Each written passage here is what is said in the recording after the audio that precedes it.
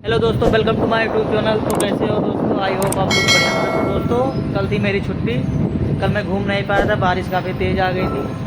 तो दोस्तों, मैंने सोचा कि अपने भाइयों को कुछ दिखाया जाए कि हम ड्यूटी कहाँ करते हैं। इससे पहले भी मैंने वीडियो डाल दी है मैं जहाँ पे ड्यूटी करता हूँ, लेकिन ठीक है, फिर भी मैं दिखा रहा हूँ आपको। देख लीजिए आप, अगर किसी को आना हो या कुछ भी डाउट हो तो भाई कमेंट में मैसेज डाल के पूछ लीजिए, हम बता देंगे क्लियर आपको। ठीक ना? सैलरी से रिलेटेड कुछ भी